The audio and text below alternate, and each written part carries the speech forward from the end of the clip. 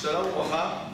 Aujourd'hui, Bezrat Hashem, nous allons étudier la paracha de Korah. Alors, Korah, vous connaissez tous l'histoire. Qu'est-ce qui s'est passé?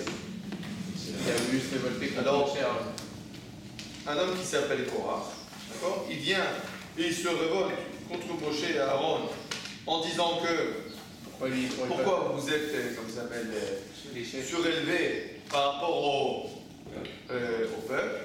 D'accord? Nous aussi, nous voulons être des Kohanim. Très bien.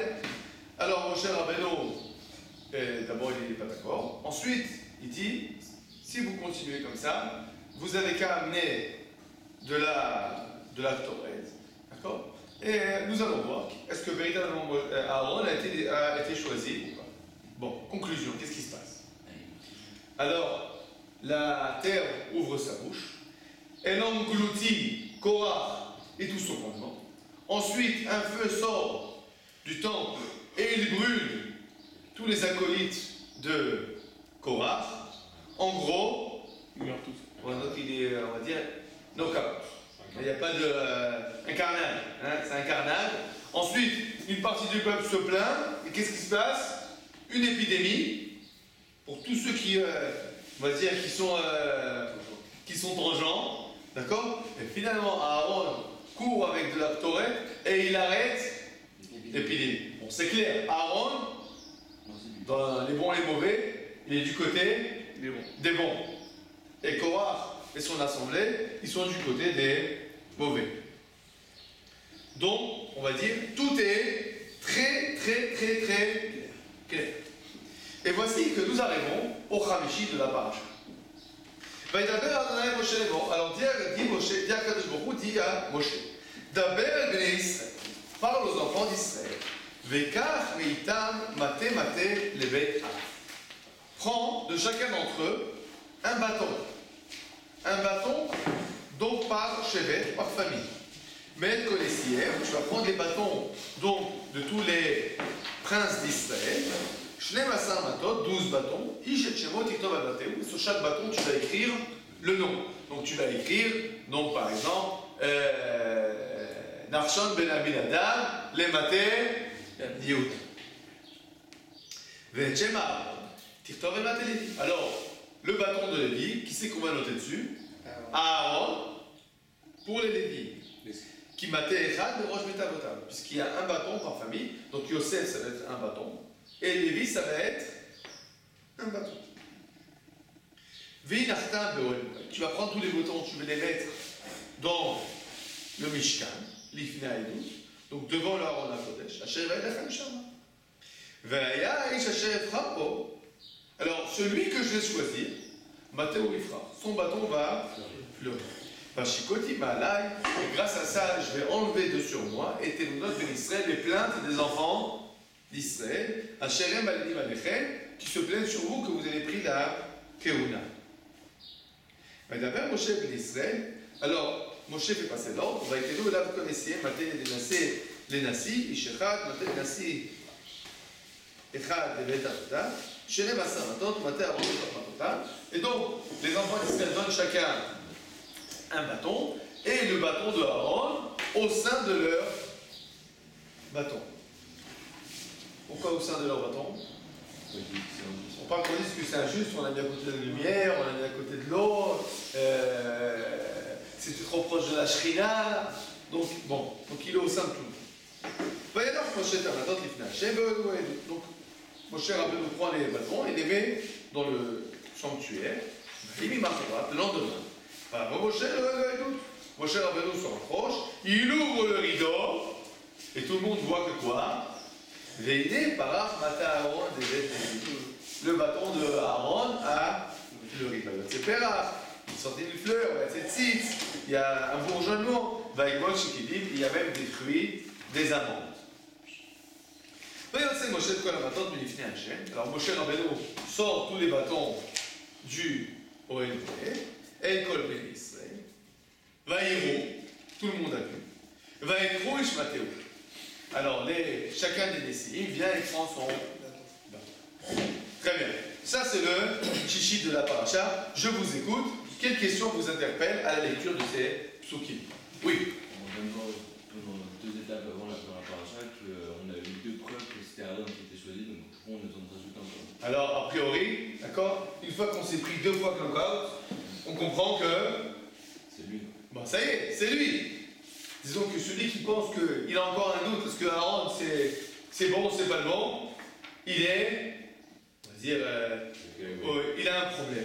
On va dire, il a un problème. Il sait pas lire il sait pas analyser la situation. Oui. Dans la rival de Korach, il y avait un doute, enfin ils avaient un doute sur Aaron, mais aussi sur Moshe. Alors comment ça se fait que Moshe, on lui a pas mis un bâton ou un truc comme ça? Alors pourquoi on ne peut pas un bâton sur Moshe? D'accord. Ouais, ça c'est le question. Bon, d'abord la première question, je pense que c'est une question très importante, c'est a priori, on est au Khamishi de la paracha, du Rishon au Réveil, qu'est-ce qui s'est passé? L'épreuve. Alors bon, ça y est, c'est terminé. Très bien. Deuxième question. Je vais aussi poser pour toutes les répétitions qu'il y a dans ce passage. Il y avait beaucoup de répétitions, 4 passages qui disent exactement la même chose. Il y a une certaine redondance dans les trucs, d'accord, mais je cherche une question de, on va dire, plus de...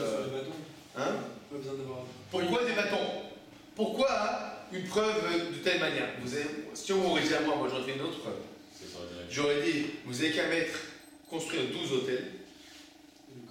Et le Corban que Akadosh Borou, eh ben, il envoie du feu. Plus, après tout le monde crie Hachem ou Elohim, enfin... C'est plus marquant. Et on voit là des petits bâtons comme ça, c'est pas... C'est pas tout le sens de... Ou bien, j'ai une autre chose, tu vois un tzitz, tu vois comme ça s'appelle un tzitz, ça écrit dessus Kodesh Hachem, qui descend du ciel, et qui vient, qui se pose sur la tête de Aaron.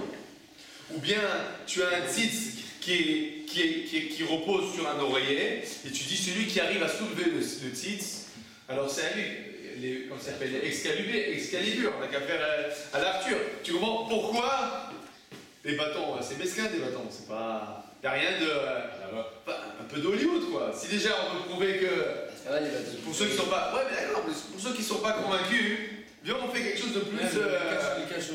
Plus prenant, on va dire comme ça, d'accord? Plus marquant. L'histoire des bâtons, il y en a beaucoup qui l'histoire des bâtons, ils ne la connaissent pas, ils ne l'ont jamais appris. Ils ne s'en rappellent pas. Alors que s'il y avait marqué, que le titre Excalibur, alors ça aurait marqué, tu vois. Ou bien s'il y avait marqué les hôtels, le feu qui descend sur l'hôtel de Aaron, ça aurait été plus marquant. Les bâtons, ceux qui n'ont pas préparé la paracha avec Rachid, ils l'ont oublié ça. La galénette, elle oublie. Voilà, l'histoire des bâtons, la galinette, elle oublie. Imagine-toi avec la galinette, on n'aurait pas raté une occasion. Tu vois? Alors que là, celle-là, C'est pas mal le bâton. ouais, bon, c'est pas. C'est plus poétique. C'est pas. Tu fais pas ça. Tu fais pas de ça un film. Ouais, tu fais pas ça un film. D'accord? Donc, deuxième question. Pourquoi en effet? Pourquoi les. D'accord? On va pas quelque chose de plus hollywoodien. Troisième question. Une question a priori anodine, je vais vous aider tout de suite. D'accord? Je vais la dire moi-même la question, mais je pense que c'est un détail qu'on doit toujours faire attention. C'est des petits détails comme ça qui ne comprennent pas pourquoi c'est marqué. Qu'est-ce qu'elle nous raconte le dernier passage? La Torah nous raconte. Héros avec moi, je sais pas. Chacun a récupéré son bâton. Ok, après. Qu'est-ce que la Torah veut nous. Ils ont récupéré leur bâton. Bon, et alors, qu'est-ce que tu croyais qu'on allait faire avec? Mon cher Rabbeinu allait faire une collection? Pour les prochaines élections. Ouais, pour les. Oui, c'est pas. D'accord? Ok. Alors, il faut comprendre. Quel est le sens? C'est évident qu'il y a un sens à ce détail. Je veux faire que nous nous attardions sur ce détail. C'est un détail qui, je pense, il a toute son importance. D'accord? Très bien. Alors maintenant, avec les questions extraordinaires que nous avons devant nous, nous allons immédiatement courir, lire le Midrash. Les 3 questions?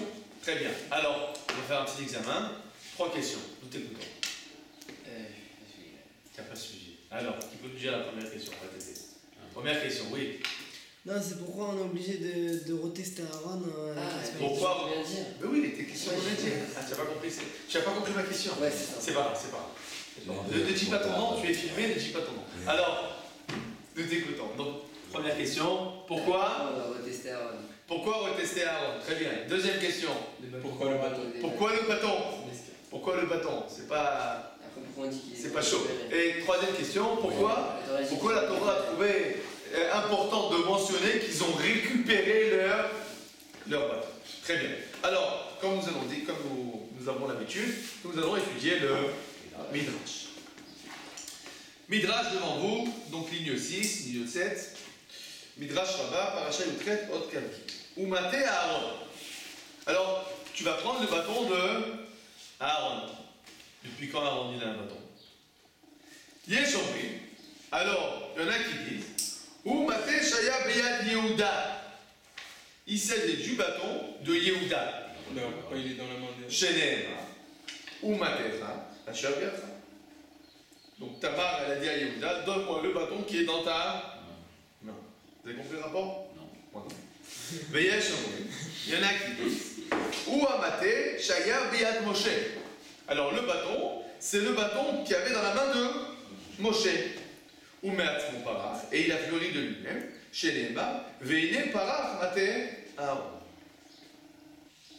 Veide Aaron. Il y en a qui disent Nathan Moshe Korachat. Moshe Rabbeinu a pris une poutre. De cette poutre, il a sorti 12 bâtons. Donc il a dit maintenant, prenez chacun un bâton. Vous avez tous les mêmes bâtons. Notez votre nom. Kavod,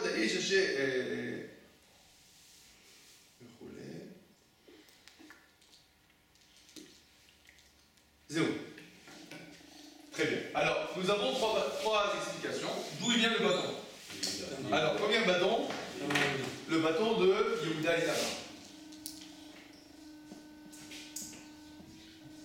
Deuxième explication, le bâton de Moshe. Troisième explication, d'accord, on va dire 1 sur 12. C'est quoi ça? Un douzième d'un tronc. Un douzième de poutre. Un douzième de la poutre. Mais j'ai pas compris de nous la poutre. Il a pris un morceau de bois. Il a pris un morceau de bois, tout à fait anodin. Et il a coupé en 12 morceaux. Ça, c'est facile à comprendre. Il a expliqué. Bon, alors, quelle est la question qui préoccupe le Midrash? D'où vient le bâton d'Aaron? D'où il vient d'un bâton? Je crois que c'est vraiment la question du Midrash. Qu'est-ce que ça signifie le bâton de Aaron? Alors, c'est évident que, par l'intermédiaire de la question d'où il vient le bâton, qu'est-ce que le Midrash veut nous dire? Qu'est-ce qui va signifier? D'accord? Quel est le sens? En fait, le Midrash s'occupe de quelle question? Le sens. Pourquoi notre deuxième question. D'accord? Notre deuxième question à savoir pourquoi spécifiquement un bâton? Alors, comment le Midrash il va poser la question? Dis-moi, d'où il vient ce bâton? Qu'est-ce qu'il a de spécial ce bâton? Quel est son sens? Très bien. Alors, première question des choses. Il s'agit du bâton de Yehuda. Qu'est-ce que ça veut dire qu'il s'agit du bâton de Yehuda? Quel est le sens du bâton chez Yehuda? Alors c'est un gage. La royauté. Oubliez le sceptre de la royauté. Dans le pshat du passage, de quoi il s'agit? C'est un gage. D'accord? Donc c'est quoi l'idée du gage? C'est que tu vas le reprendre. Tu vas le reprendre. Pourquoi il va reprendre ce bâton? Parce que en fait, Aaron, c'est celui qui... Une chose. Avant de continuer, rien que dans l'histoire de Yehuda et Tamar. L'histoire, c'est quoi en fait? Grâce au bâton, qu'est-ce qui se passe? Je te reconnais. Je te reconnais. Donc le bâton, en fait, on va dire, c'est comme aujourd'hui, tu vas laisser en dépôt quoi? Ton permis, ta carte d'identité, d'accord? Donc à l'époque, qu'est-ce que tu laisses en dépôt? Laisse-moi ton bâton. C'est-à-dire ton bâton, on le reconnaît, d'accord? Ton bâton est ton tzitzit. Ton bâton est ton tzitzit. Donc on reconnaît tout de suite de qui il s'agit. Donc le bâton, c'est, on va dire, reconnaître la personne. Donc, quel est le sens du bâton ici? C'est pour montrer qu'en fait Aaron il va reprendre son bâton. Aaron va reprendre son bâton. De façon générale, on va dire, c'est dire en fait, Aaron c'est le Kohen. C'est lui. on le, comment ça s'appelle, on le pointe, on l'identifie, on le reconnaît. On va dire de façon on va dire l'explication, on va dire la plus première de ce qui se passe là. D'accord? Quel est le sens de ce bâton? De reconnaître le propriétaire. Et évidemment, la question se pose. Si c'est la vision des choses, mais alors, quelle était notre première question? Parce que vraiment, on a encore besoin de tester, de prouver que Aaron, il est légitime. Alors pour ça, regardez ce que nous dit le Dad Skenim Ibalatos. Il nous explique la chose suivante. Aten amiten et am Hashem. Le peuple juif, après ce qui s'est passé avec Korah, qu'est-ce qu'il dit à Moshe Rabbeinu? Vous avez tué le peuple juif. Ils exagèrent. C'est eux qui ont tué le peuple juif. Korah qui fait il faut monter. On a l'impression que tu as ce que s'appelle c'est l'ONU. Hein? Ah, vous tuez les pauvres Palestiniens là. Vous avez oublié qu'ils nous jettent des bombes dessus, qu'ils essaient de traverser la barrière, qu'ils nous envoient des cerfs-volants enflammés, etc. Et après, pourquoi vous vous défendez? Le peuple juif vient à Moshe et il dit, pourquoi tu as tué Korah? C'est moi qui ai tué Korah, c'est moi qui ai fait, c'est lui qui vient faire la révolte, Akadosh Baruch Hu le punit, et après tu nous accuses à nous. C'est vraiment l'histoire, vous voyez comment l'histoire, chaque fois la paracha, elle pointe sur l'actualité, d'accord? Et donc, bon, alors, mais qu'est-ce qu'il voulait dire? D'accord, quelle était leur logique? Explique le Datsken. Les fiches à Martem la victoire. Mon cher Rabbeinu, toi, qu'est-ce que tu as proposé comme preuve à ceux qui ont revendiqué la Kehuna? Tu as dit, amenez de la Ktoret, amenez les encens. Véhou Samamaret. C'est dangereux. Tu leur as dit jouer avec le feu. D'où on sait que c'est dangereux de jouer avec la Ktoret? Chez Bon, il serait fou, Nadav, excellent. Chez Bon, il serait fou, Nadav et Avihu, puisque Nadav et Avihu ont été brûlés avec la Shailou Kohanim, malgré qu'ils étaient les Kohanim. Donc tu vois bien, les Kohanim qui ont amené la Torah, ils ont été brûlés. Alors, le fait que les 250 acolytes de Korah ont été brûlés par la Torah, c'est pas une preuve. Pourquoi c'est pas une preuve? Parce que même des Kohanim, on va dire avec le sang bleu, ils sont morts à cause de la Torah. Donc maintenant, c'est vous les responsables. Vous leur avez fait un guet-apens. Vous leur avez dit d'amener la Torah, vous savez très bien que la Torah, c'est jouer avec le feu. C'est dangereux. Mais Aaron Cohen, lui, justement, il s'est pas fait brûler. Oui, mais parce que Aaron, lui, il a le costume, comment il s'appelle La différence ici, c'est qu'il a osé. Aaron, il est spécial. Mais c'est pas la preuve que les autres, ils sont pas capables. Ou le quart. C'est pour ça. Yomé Moshe l'Aaron, car et Amarta. Qu'est-ce qu'il a fait à Moshe? Il a dit à Aaron, prends l'encens de la Torah. Et arrête avec ça quoi? Avec qu'est-ce qu'il a arrêté? Arrête l'épidémie. Pourquoi? Vesim qui est Torah, Véhou, chez la Torah, limite, elle arrête limite. Vous disiez que c'est la Torah qui est dangereuse? C'est pas vrai. Voilà, la Torah, elle arrête les épidémies. Donc la Torah, c'est pas dangereux. Ce qui est dangereux, c'est quoi? C'est la faute. En gros, alors ils ont continué à dire il dit oui, mais vous n'avez pas prouvé que Aaron, véritablement, il est Cohen. Vous avez prouvé que Moshe, d'accord, on va dire, comme tu l'as dit tout à l'heure quand tu as posé la question, on a prouvé la preuve que Moshe, d'accord, était envoyé d'Akadosh Baruch Hu. La terre qui ouvre sa bouche, c'est dire Moshe, c'est pas un inventeur. Mais on n'a pas prouvé quelque chose de spécial chez Aaron. Un matot, c'est pour ça que viennent les bâtons. Donc qu'est-ce que nous dit Daskini Balatos? C'est vrai qu'il y a eu beaucoup d'événements jusqu'à présent, mais il y avait encore quelque chose au fin fond des Bnei Israël qui les dérangeait, qui disait on n'a pas eu encore de preuves. Je vais expliquer un peu plus quand même l'idée. C'est évident que tout le monde comprend que d'accord, Aaron c'est un tzaddik. Et que Moshe c'est un tzaddik. D'accord? Et que pas tout le monde est tzaddik comme Moshe et comme Aaron. Mais il pose la question, mais quand même, d'accord? Il y a des différences entre eux. Il y a des différences. Mais peut-être qu'on est oui quand même, nous. Oh. On est au niveau.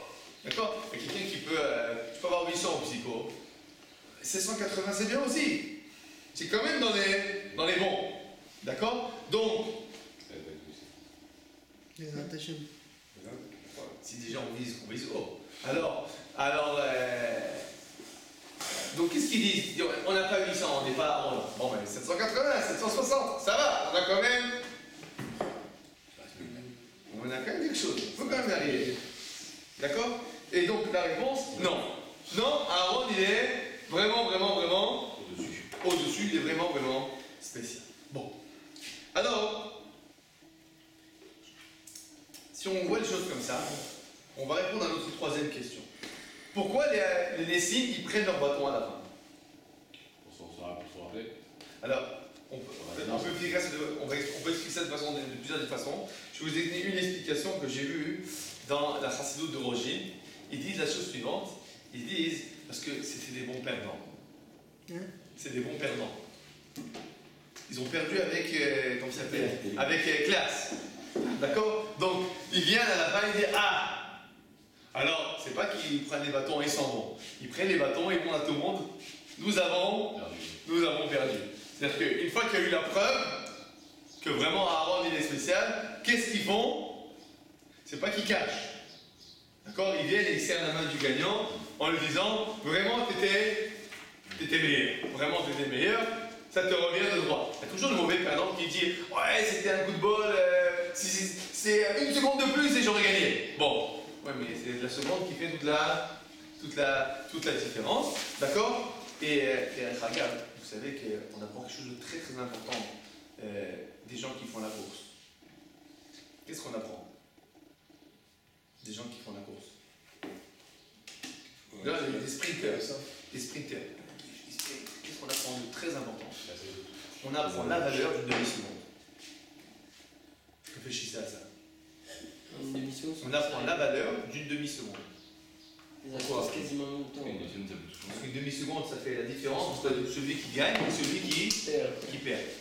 Alors, quand tu vas dire c'est quoi une demi-seconde dans la vie, demande au sprinter c'est quoi une demi-seconde. Il va te dire une demi-seconde dans la vie, c'est la différence entre être le champion du monde ou bien non. Voilà. Alors, donc une demi-seconde, ça va. Alors, première manière de voir les choses, on peut dire ils ont perdu avec honneur.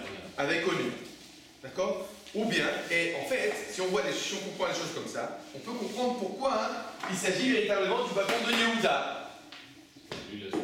Parce que Yehuda, c'est quoi? C'est celui qui a assumé. À cause de quoi il a assumé? À cause du bâton. Donc, pourquoi ce bâton-là, c'est le bâton de Yehuda? On va dire à cause de l'année du retour. C'est le bâton de Yehuda, c'est le bâton de reconnaître de qui il s'agit. Et c'est le bâton de Yehuda, qui a su dire c'est moi qui étais le fautif, c'est elle qui a gagné. C'est elle qui avait raison. C'est la grande force de Yehuda. La grande force de Yehuda, Yehuda il a fauté. Mais la force de Yehuda, c'est quoi? C'est de savoir reconnaître sa faute. D'accord? Tu te conduis mal avec ta femme, avec tes parents, avec tes enfants. D'accord? Savoir reconnaître sa faute, dire bon, j'ai fait une erreur. Okay? Je ne suis pas parfait, j'ai fait une erreur. C'est très difficile parce qu'on n'a pas envie de reconnaître ses erreurs. D'accord?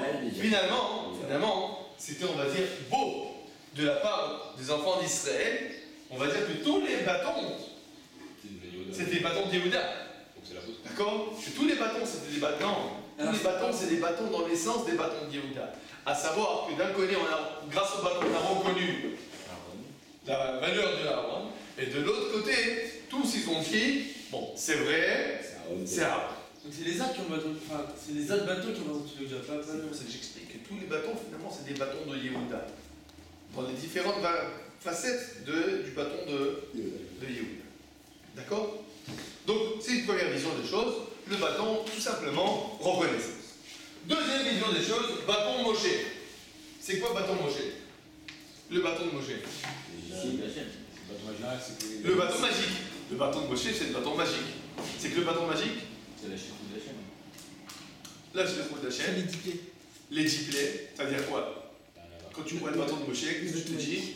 Il vaut mieux pas être rossé. Hein, d'accord? Il vaut mieux pas être rossé par le bâton de Moshe. Parce que le bâton de Moshe, hein, il fait pas de cadeau. D'accord? Donc le bâton de Moshe, c'est quoi en fait? Bon, c'est pour dire en fait, écoutez, après tout ce qui s'est passé, il faut comprendre. D'accord? Bon, on termine, on fait des bâtons. C'est quoi le bâton en fait? On va dire un très léger. Remez. Une très légère allusion. Bon, si ça continue, finalement, C'est un machine. ça va bastonner. Hein? D'accord? C'est-à-dire que le bâton, c'est le bâton de Moshe, à savoir la Keuna. Elle revient de droit à Aaron. À partir de maintenant, on ne veut plus en entendre parler. Celui qui va parler contre Aaron, il va goûter au bâton. Alors pourquoi les Nessim, ils ont pris leur bâton? On a compris. On a compris. Finalement, on a compris que la preuve a été faite. Et je vais vous raconter une histoire avec un bâton. Une histoire extraordinaire. Peut-être que je vous l'ai déjà raconté, mais c'est pas grave. C'est une histoire qu'il faut s'en rappeler tout le temps. Et Rabbi Shalom Achash, le grand rabbin de Yerushalayim, Livracha, il allait depuis l'âge de très jeune avec un bâton, avec une canne. Il avait une canne. Même à l'âge de 95 ans, il avait une canne. Mais, vous savez, c'est quoi le secret extraordinaire? Il n'avait pas besoin de canne. Il avait avec la canne, il avait été sur le droit et il marchait avec la canne. Mais il pose la canne. Alors pourquoi il avait une canne? C'est pourquoi il avait une canne? Je vais vous raconter. À l'âge de 15 ans, Rabbi Shalom, il est tombé malade du typhus. Et à cause de la maladie du typhus, il était alité pendant 3 ou 4 semaines. Il ne pouvait pas bouger. Et le seul moyen de bouger, c'était de prendre une canne et de marcher. Il ne pouvait pas, il était trop faible pour marcher, il avait une canne. Après qu'il a été sauvé de la maladie, il s'est dit qu'il voulait se rappeler toute sa vie de la bonté d'Akadosh Baruch Hu vis-à-vis de lui. Qu'est-ce qu'il a fait toute sa vie? Il a gardé la canne. Depuis l'âge de 15 ans. Depuis l'âge de 15 ans, il avait la canne. Mais c'est la même canne. Mais c'était la canne de quoi en fait? C'était la canne de se rappeler de qu'est-ce qu'Akadosh Baruch Hu il a fait pour moi. Alors, un peu dans cette idée, on va dire que les Nessim qui prennent le bâton, c'est quoi? C'est dit, bon, tu rentrais dans la maison des Nessim, tu vois un gros bâton comme ça, au-dessus de la cypria. Tu dis, c'est quoi ça? Ça, c'est le bâton, hein. Quand on a perdu contre Aaron, il ne faut pas qu'on oublie de quoi? Qu'est-ce qui s'est passé avec nous? C'est le bâton de Bechatati Negvi Tamid. Toujours ma faute, elle est devant moi, hein. Je ne peux pas oublier. D'accord? Une des choses importantes qu'on a dans la vie, c'est de savoir, on va dire, de savoir garder les moments importants. D'accord? Des fois, par exemple, on a un élan de Torah, un élan, on veut progresser. Alors on peut laisser ça tomber comme une vague qui monte et qui descend. Mais un bon surfeur, qu'est-ce qu'il fait? Il prend la vague. C'est-à-dire que quand il y a une vague, il la laisse pas passer. Il essaie de travailler avec la vague jusqu'au bout. Le mauvais surfeur, qu'est-ce qu'il fait? Eh bien, il coule avec la vague. D'accord? Donc, mais le bon surfeur, il sait monter sur la vague et utiliser la vague jusqu'au bout. Il faut savoir garder les instants importants dans la vie. Je vais vous raconter l'histoire de Rav Sharbit. Ça fait combien d'années quand même. Mais quand un khatan se mariait, il venait le voir, il lui disait, regarde les gens qui dansent pour toi. Regarde-les. Garde dans ton cœur l'amour de ta famille, de tes amis pour toi. Regarde comment ils dansent. Ne laisse pas passer le mariage. C'est finalement, il y a un jour dans toute la vie où tout le monde danse pour toi. C'est quand? Le jour du mariage. D'accord? Ce jour-là où les gens ils dansent pour toi, c'est dommage que ça passe et que tu te rappelles de rien. Prends le temps de regarder, de t'imprégner de l'amour de ceux qui t'entourent. Ça te donnera des forces quand tu seras en difficulté dans la vie. Tu te rappelleras que tu es apprécié. D'accord? C'est ça la force de garder le moment. Donc les enfants d'Israël, qu'est-ce qu'ils ont fait? Bon, ils ont perdu, mais ils n'ont pas tourné la page. Ils ont pris avec eux le bâton. On ne tourne pas la page, on se rappelle. Et maintenant, nous arrivons à l'explication centrale. On a pris un douzième de poutre. Qu'est-ce que ça veut dire? On vient tous du même endroit. Alors, a priori, donc on vient tous du même arbre. Oui, et alors, qu'est-ce que ça veut dire? Quel est le message? Les arbres se disputent. Oui, il n'a pas pris quelque chose qui allait marcher mieux que les autres. D'accord, mais alors, qu'est-ce que ça veut nous dire? Les arbres se disputent. Quel est le message? Chacun son propre rôle. Chacun son propre rôle. Que justement, en gros, il fait partie de la grande poutre. C'est-à-dire qu'en gros, même le fait qu'il officie en tant que Cohen, c'est justement pour toutes les autres. Pour tout le monde. Il est délégué de tout le monde. D'accord, tout ce que vous dites, c'est très joli. Avec votre permission, nous allons voir les paroles du Rav Hirsch. Maté Aaron, Bata Afkan, Kemakel Shakel. Alors, le bâton de Aaron, comment il pousse? Comme un amandier. Qu'est-ce qu'il a de spécial, l'amandier? Viesh Bekar Kedelevate Tamarchavot Anidonota. L'idée qui va se dévoiler par cet amandier, c'est l'idée générale de la paracha. Kloum en kol alfe atzavri de Rim Delade. Si tu regardes tous les arbres fruitiers, ils se ressemblent plus ou moins l'un à l'autre. Mais Koulam Eshlebatim Shelale, il y a tous des bourgeons, Pera, des fleurs, des fruits. Adama Acham, ils sont tous dans le même verger. Mais Kshamim Mashkim Otam Baim Mikulam Makom Echad. Les mêmes, comme ça s'appelle, précipitations, la même quantité d'eau. Roi Harap Nachevet et Koulam. Les mêmes vents, le même éclairage. Et malgré cela, il y en a un qui pousse plus vite que tous les autres. Là, c'est pas juste, il pousse plus vite. Quand les autres ils sont en train de se réveiller à bourgeonner, l'amandier a déjà donné des fruits.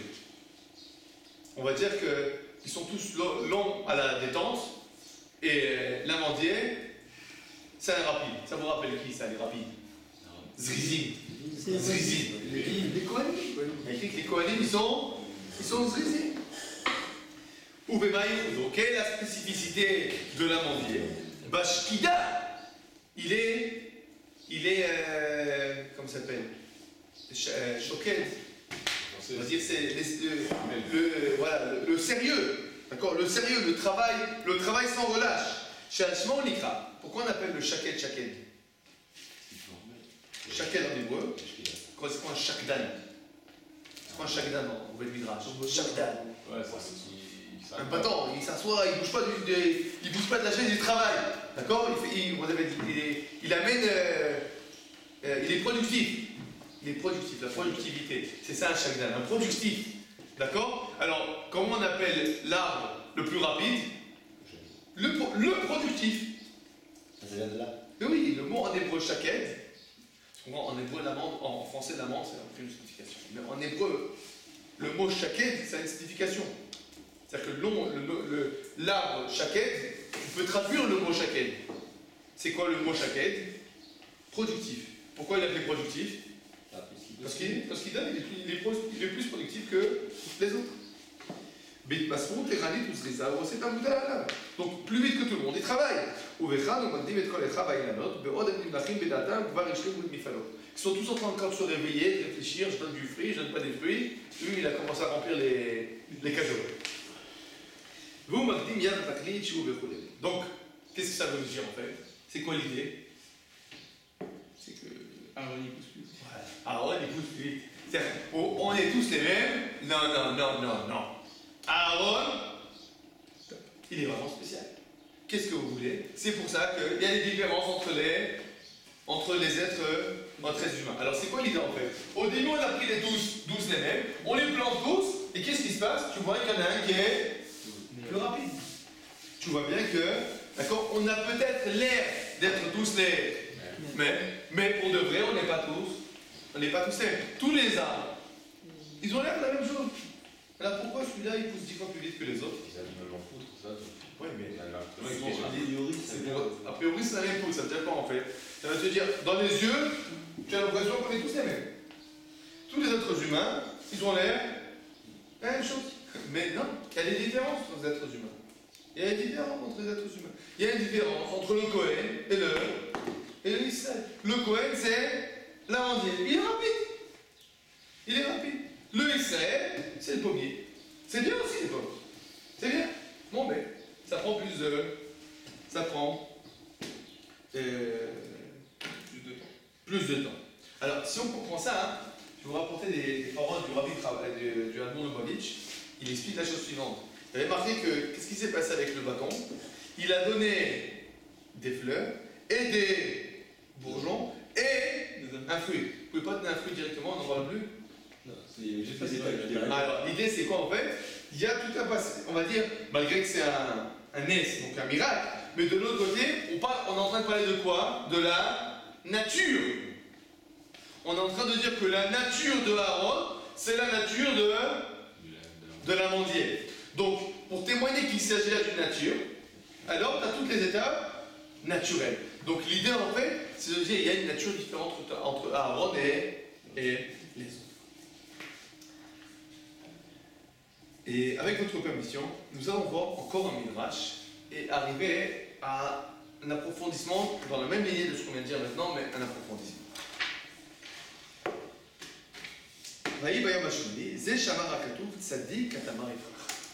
Le tzaddik, c'est comme un dattier. Chez tous les Beth Hashem, ils sont plantés dans la maison de Dieu. Tzaddik Katamar Ephraim, c'est Aaron. Chez les Mar, Bene Perach Mata Aaron, des Beth Lévi. Tous les arbres, notre imotam, Molim Leatzman. Tous les arbres, tu les plantes et ils poussent. Quand tu plantes un dattier, d'abord il envoie des racines. Donc Aaron donne des fruits, des racines, c'est ses enfants.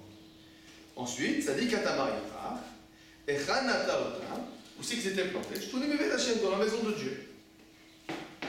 Où c'est qu'ils tu vois qu'ils sont plantés dans la maison de Dieu, on me pète à quoi le moël de Tétsia, vous ne vous sentez pas de la maison de Dieu. Qu'est-ce qu'il veut nous dire le Midrash?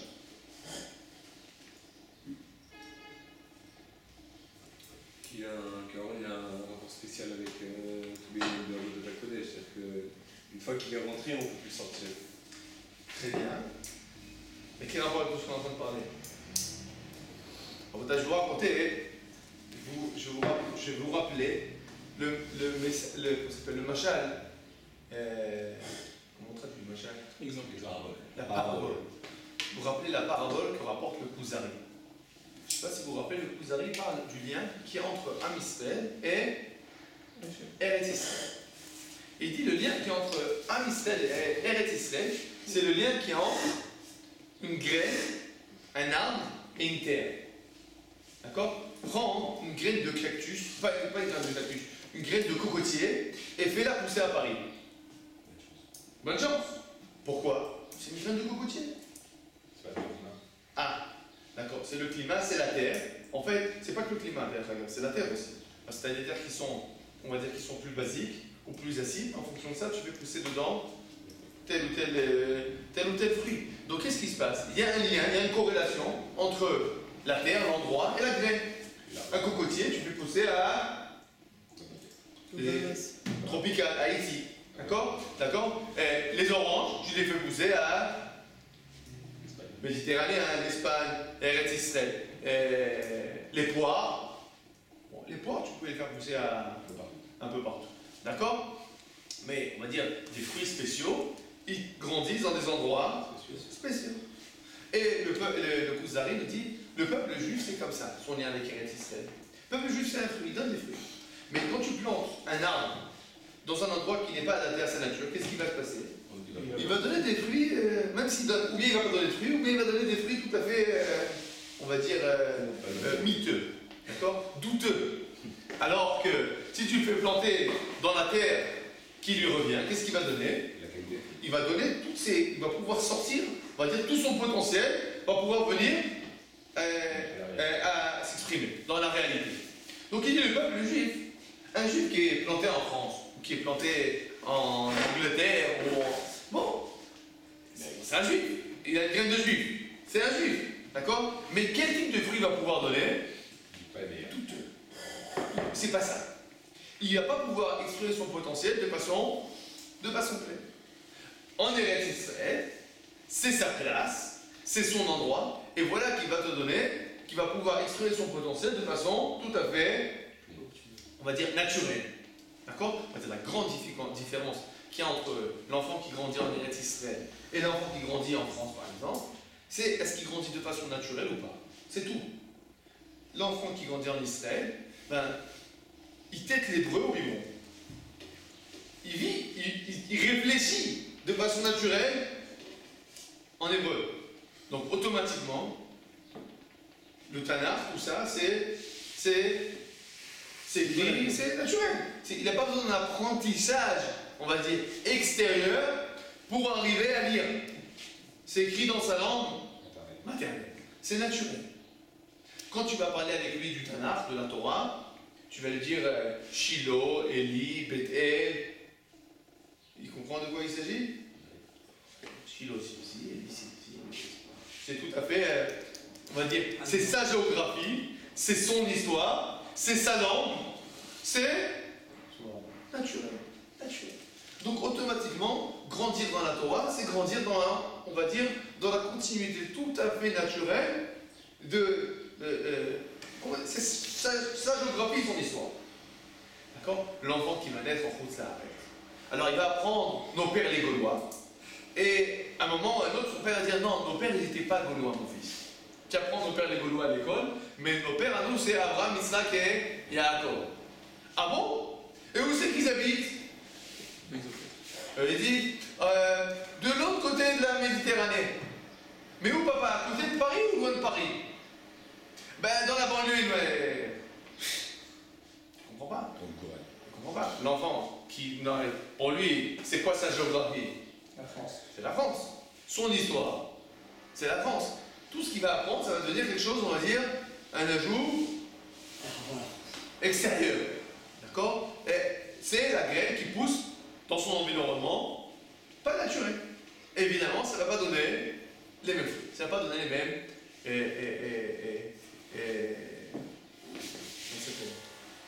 Les mêmes fruits. On le voit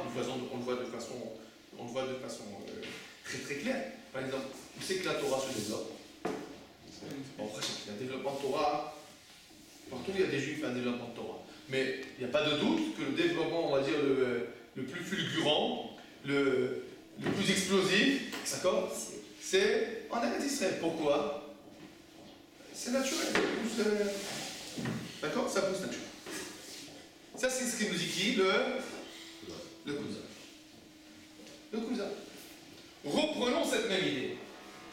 Dites-moi, qu'est-ce que ça veut dire que le bâton de Aaron, il pousse dans le Mishkan? Comment vous avez compris ça? Bon, alors, c'est tout simple. Regardez ce qui se passe. Tu prends 12 bâtons, tu les plantes. Et qu'est-ce que tu attends? Qui c'est qui va fleurir? Et voici qu'il y en a un qui fleurit. Qu'est-ce que ça veut dire sur ce bâton-là? C'est son milieu naturel.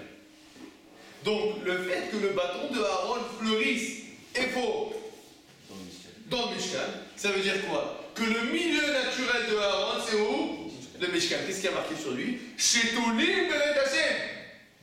Eux, ils sont plantés, les Kohanim, dans la maison de Dieu. C'est-à-dire quoi qu'ils sont plantés dans la maison de Dieu? C'est leur environnement naturel. C'est leur endroit. Donc l'épreuve des bâtons, on a posé la question, pourquoi les bâtons? Pourquoi pas le 6? Pourquoi tout ça? Tout ça, c'est vrai. Ça aurait une preuve qu'Aaron, il est spécial. Il a été choisi. Mais, on va dire, l'essence de ce qui se passe là, c'est pas de dire que Aaron il a été choisi, c'est d'expliquer pourquoi Aaron il a été choisi. Pourquoi Aaron il a été choisi? Mais je vais vous expliquer tout ça. Prenez chacun votre graine, plantez-la, on va voir c'est la graine de qui pousse.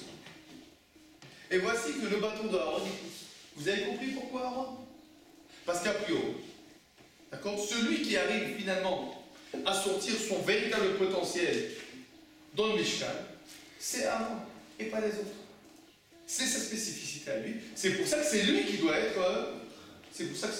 Là-bas. On va dire qu'une des qualités de cœur qu'il y a à lui et qui fait que c'est lui qui va pousser ici, c'est quoi? C'est qu'il est chaket, c'est un productif, c'est un shakdan, Kohanim, Zrizim. Les Kohanim, ils sont ils sont zrizim, ils sont empressés, d'accord comment ça s'appelle en français? Vigilants. Hein? Il y a aussi le mot vigilant en français. Vigilants qui sont attentionnés, mais vigilants qui sont empressés. D'accord Les Kohanim, c'est leur qualité de cœur. Et ces qualités de cœur, ce sont des qualités qui sont nécessaires pour pousser comme il faut dans le Mishkan. À partir de ce moment-là, pourquoi les autres prennent leur bâton? C'est pas leur milieu naturel. Et quoi en fait? Pourquoi ils le prennent? Pour aller le planter là où ils doivent le planter. C'est-à-dire qu'on a compris, c'est vrai. Son bâton à lui doit être planté ici.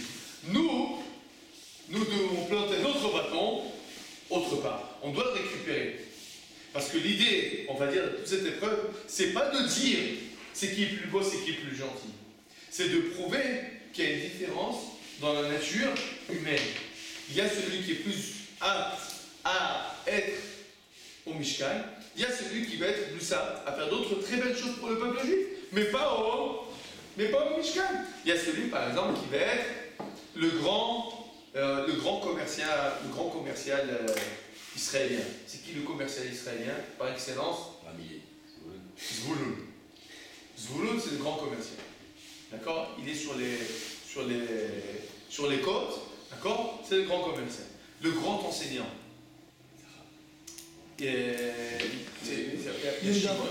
Shimon.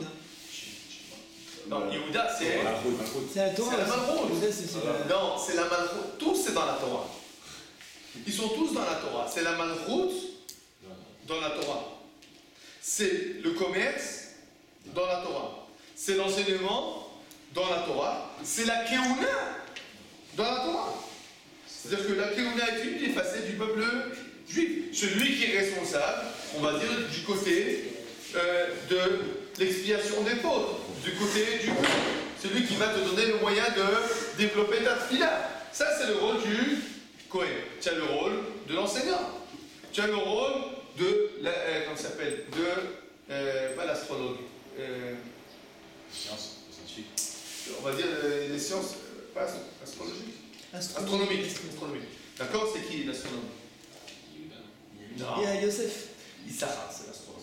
Ceux qui étaient responsables du calcul des mois, donc les grands astronomes, c'était qui? C'était Issachar. Yod et Bina. Ceux qui savent faire le calcul. C'est comme ça qu'ils sont appelés Issachar. Ils savent faire le calcul. Yosef, c'est qui? C'est le diplomate. Le diplomate. Yosef, quand il y a une bagarre, celui qui est capable finalement de prendre tout le monde et de lier tout le monde, c'est qui? C'est Yosef. C'est le diplomate. C'est le fils de qui? Le fils de sa mère. C'est qui sa mère? Rachel. Rachel, c'est qui? Celle qui sait faire prendre tout le monde et unir tout le monde. C'est Rachel. La maman, Rachel. La maman, c'est unir. Chacun des peuples dans le peuple juif, il a ses qualités propres. Chacun a sa terre propre. Regardez, dans le peuple juif, on ne dit pas tout le monde peut habiter n'importe où. Non! Chaque tribu, elle a sa terre. Ça veut dire quoi que chaque tribu, elle a sa terre? Chacun doit planter sa graine à un endroit spécifique.